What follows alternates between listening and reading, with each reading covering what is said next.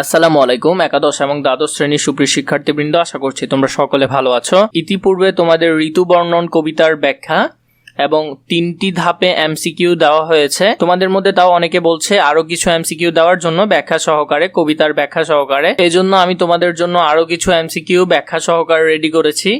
চলো এগুলো আমরা একে একে দেখে নিই। তোমাদের যদি আরো অন্যান্য বিষয় সম্পর্কে, প্রবন্ধ বা কবিতা সম্পর্কে ভিডিও প্রয়োজন হয় বা এমসিকিউ বা যে কোনো কিছু প্রয়োজন হয়, তোমরা আমাকে কমেন্ট করে জানাতে পারো, আমি তোমাদের জন্য সেগুলো রেডি করব।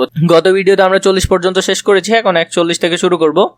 তারপর দেখো, ঋতুবর্ণন কবিতায় কারা পুনরায় গুঞ্জন শুরু করে। এখানে কারা, কীটকুল হবে উত্তর। কীটকুলরা আমরা কবিতার মাঝখানে দেখেছিলাম, ধাতরি শিখিনী রব অতিমন ভাই, কীটকুল রবপুনি ঝংকারে ঝংকারে। তাহলে এখানে কি হবে, কীটকুল হবে। তাহলে কবিতায় পুনরায় গুঞ্জন শুরু করে কীটকুল। এরপর দেখো, ঋতুবর্ণন কবিতায় কিসের ডাকে যুবকের মনে ভয় হয়। কিসের ডাকে, এখানে উত্তর হবে কীটকুলের ডাকে। কবিতার এরপরের লাইন ছিল, শুনিতে যুবক চিত্তে হরষিত ডরে। হরষিত মানে ভয়ে, ডরে মানেও ভয়। এই জন্য কীটকুলের শব্দে কিছুটা ভয় লাগছে, কিছুটা ভালো লাগছে। যেমন বর্ষার সময় যখন সব দিকে বিভিন্ন ব্যাঙ, ময়ূর বা ছোট ছোট কীট পতঙ্গ ডাকে, তখন অনেকের ভালো লাগে, অনেকের ভয় লাগে, এই ধরনের ব্যাপার। এরপর দেখো, ঋতুবর্ণন কবিতায় শরতের আকাশ কেমন হয়। শরতের আকাশ হয় নির্মল। আইলো শরৎ ঋতু নির্মল আকাশে। এখানে যে শরৎ শব্দটি শরৎকাল হিসেবে ব্যবহার হয়েছে, তাহলে নির্মল আকাশে, তাহলে আকাশ কেমন থাকে, আকাশ নির্মল থাকে। তাহলে উত্তর কি হবে, নির্মল আকাশে। ঋতুবর্ণন কবিতায় নির্মল আকাশ কোন ঋতুর, এটি তো বলতে হচ্ছে না, শরৎ ঋতু। এরপরে দেখো, ঋতুবর্ণন কবিতায় কোন ঋতুর আগমনে নতুন পাখির মনে কৌতূহল জাগে, এটিও শরৎ হবে। চলো কবিতায় আমরা দেখিনি। দেখো এখানে, নবীন খঞ্জন দেখি বড়ই কৌতুক। এখানে নবীন খঞ্জন, খঞ্জন হলো এক ধরনের এক জাতীয় চঞ্চল পাখি, এবং এগুলার দেখে বড়ই কৌতুক জাগে যুবক যুবতীদের মনে। এই যে পাখির কথা বলা হয়েছে, তাহলে এটি উত্তর হবে কি, শরৎ ঋতুতে নতুন পাখির আগমন হয় কোন ঋতু, শরৎ ঋতু।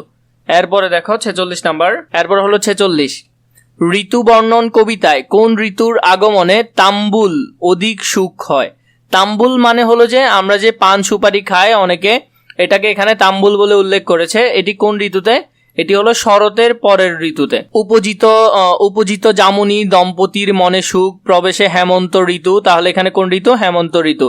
শীত অতি যায় মানে শীত চলে যাচ্ছে এমন ভাব। পুষ্পতুল্য তাম্বুল অধিক সুখ পায়। তাম্বুল মানে হলো এক প্রকার পান সুপারি, চুন ইত্যাদি সহযোগে খাওয়া হয় এমন। তাহলে এটি কখন, হেমন্ত ঋতুতে। তাহলে উত্তর কি হবে, উত্তর হবে হেমন্ত ঋতু। এরপর দেখো, ঋতুবর্ণন কবিতায় কিসের ভয়ে সূর্য লুকায়। এটি হবে শীতের ভয়ে সূর্য লুকায়। এরপরের দিকেই ছিল, শীতের তরাসে রবি তুরিতে লুকায়। শীতের তরাসে মানে শীতের ভয়ে সূর্য তাড়াতাড়ি যে ডুবে যায়, এই ডুবে যাওয়ার কথা বলা হয়েছে। তুরিতে লুকায় মানে তাড়াতাড়ি চলে যায় বা ডুবে যায়, কারণ আমরা জানি শীতের সময় দিন খুবই ছোট হয়, তাই সূর্য তাড়াতাড়ি ডুবে যায়। এরপর দেখো, ঋতুবর্ণন কবিতায় দীর্ঘ সুখে কি পলকে পোহায়। রাত পলকে পোহায়। আমরা এখানে যে দুটি দম্পতির কথা দেখেছি, সেখানে ওরা বলেছে অতি দীর্ঘ সুখ নিশি পলকে পোহায়, মানে এত বড় রাত, কিন্তু তাও তাদের দম্পতিদের মনে হচ্ছে যে এই রাতটা এক নিমিষেই চলে গেছে। ঋতুবর্ণন কবিতায় পুষ্প সূর্য ভুলে কেমন কাপড় পরিধান করার কথা বলা হয়েছে। এখানে হবে বিচিত্র বসন, মানে এতক্ষণ যে আমরা সব ঋতুতে দেখে এসেছি, গ্রীষ্ম বর্ষা এগুলোর সময় আমরা নর্মাল কাপড় পরতাম, কিন্তু শীতের সময় বিচিত্র অন্যরকম যে ভারী ভারী কাপড়গুলো পরার কথা, এজন্য বলে পুষ্প সহ্য ভেদ বলি বিচিত্র বসন। ভারী কাপড় পরার কথা বলা হয়েছে এই শীতের সময়। ঋতুবর্ণন কবিতায় উড়ে উড়ে কি নিবারণের কথা বলা হয়েছে। এখানে শীত নিবারণের কথা বলা হয়েছে শেষের দিকে। উড়ে উড়ে এক হইল শীত নিবারণ। তাহলে এখানে কিসের কথা বলা হয়েছে, শীতের কথা। এরপর দেখো, ঋতুবর্ণন কবিতায় দাম্পতির মনে চেতন অনুভব হয় কিসের সৌরভে। এখানে হবে কাপুরের সৌরভে। আমরা দেখেছি কাপুর মানে একটি সুগন্ধ জাতীয়, কাপুর মানে হলো যে শুভ্র গন্ধ দ্রব্য বিশেষ। তাহলে এটির কারণে কি হয়, মনে চেতন অনুভব হয়। এরপর দেখো, ঋতুবর্ণন কবিতায় প্রথম লাইন কোনটি। ঋতুবর্ণন কবিতায় প্রথমে বসন্ত ঋতু নবীন পল্লব, এটি আমরা সকলে পারবো, এটি হলো এই কবিতার প্রথম লাইন। ঋতুবর্ণন কবিতায় শেষ লাইন কোনটি, এটি শেষ লাইন হবে, এখানে উত্তর হবে খ, দাম্পতির চিত্তে চেতন অনুভব। এরপর দেখো 54 নম্বরটি দেখো, ঋতুবর্ণন কবিতায় শুরুতে কোন ঋতুর কথা বলা হয়েছে? আমরা শুরুতে দেখেছি, শুরুতে বসন্ত ঋতুর কথা বলা হয়েছে।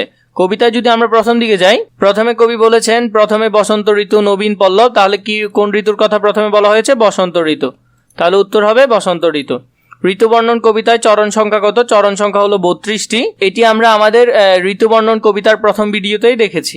ঋতুবর্ণন কবিতায় শরতের বিদায় কোন ঋতু আসে? আমরা দেখেছি শরতের বিদায়ের পর হেমন্ত ঋতু আসে, কবিতায় দেখা গিয়েছে সেটি। ঋতুবর্ণন কবিতায় মেঘ গর্জন করে কোন সময়? মেঘ গর্জন করে বর্ষার সময়। ঋতুবর্ণন কবিতায় কয়টি ঋতুর বৈশিষ্ট্য আছে? ঋতুবর্ণন কবিতায় মোট 5টি ঋতুর বৈশিষ্ট্য আছে। ঋতুবর্ণন কবিতায় কয়টি ঋতুর নাম উল্লেখ আছে? ঋতুবর্ণন কবিতায় 5টি ঋতুর নাম উল্লেখ আছে। ঋতুবর্ণন কবিতাটি কোন কবির লেখা? এটি হলো যে আলাওলের লেখা। এছাড়া যদি তোমাদের বিভিন্ন প্রবন্ধের ভিডিও প্রয়োজন হয়, তোমরা আমাকে কমেন্ট করে জানাতে পারো, আমি তোমাদের জন্য সুন্দর করে ব্যাখ্যা সহযোগে রেডি করব। আশা করছি এগুলো তোমাদের ভালো লাগবে।